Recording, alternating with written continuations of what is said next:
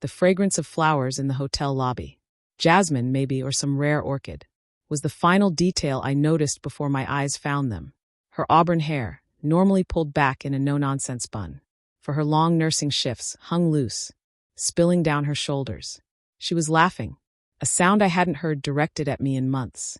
The man beside her, tall, polished, with that slick, practiced politician's grin, was holding her hand.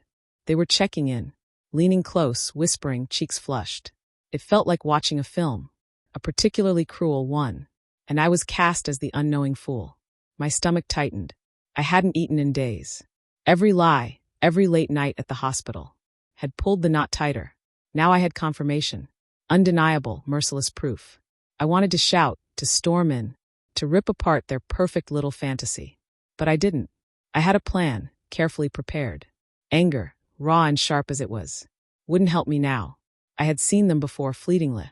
A stolen glance, a shared laugh across a street, just enough to spark the doubts, to begin unraveling 15 years of marriage. That was when I hired Frank, a rough-around-the-edges ex-cop turned private investigator. He gave me the facts, the meetings, the hotels, the hushed phone calls. He even put a name to the man. Carter, a pharmaceutical rep. All charm, all empty promises.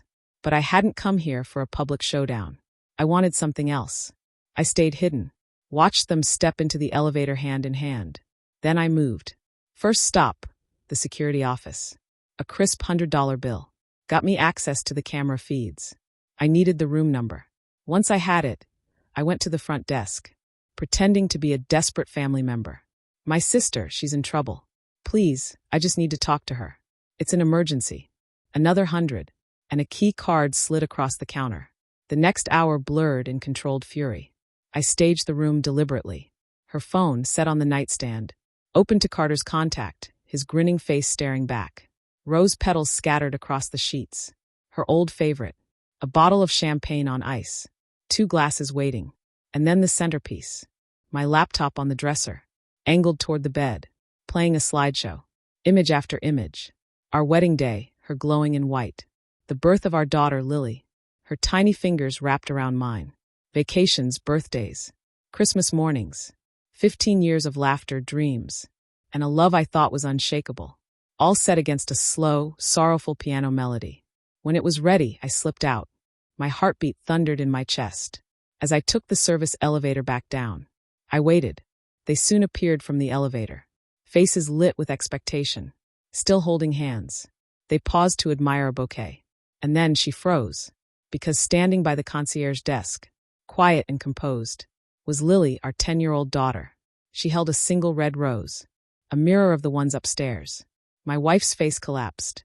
Her hand flew to her mouth, a strangled sound escaping. The blood drained from her cheeks, and she swayed, eyes wide with horror, before collapsing onto the marble floor. Carter bent over, baffled. "Audrey, what's wrong?" He scanned the lobby, and then his eyes found Lily.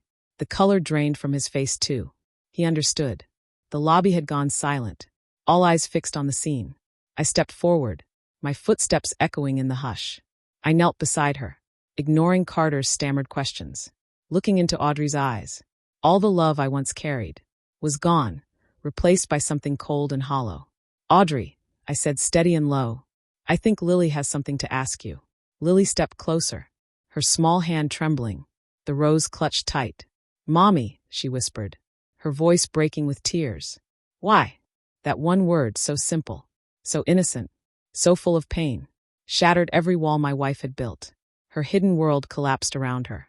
Carter stepped back, guilt painted on his face. He muttered excuses about misunderstandings, about needing to leave. And just like that, he slipped into the crowd, a coward running from the wreckage. Audrey didn't move.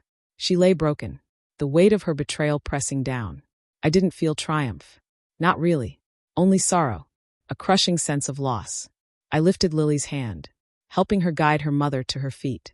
We walked toward the exit. The crowd parted silently, a mixture of pity and fascination in their eyes. Outside, the cool night air wrapped around us. I knew everything had changed. The marriage was done. Trust beyond repair. But from the ruins, a new beginning could rise. A chance to heal. To protect what mattered most. Lily's innocent heart. The road ahead would be long and hard, but Lily and I would walk it together, hand in hand, leaving the ghosts of the past behind.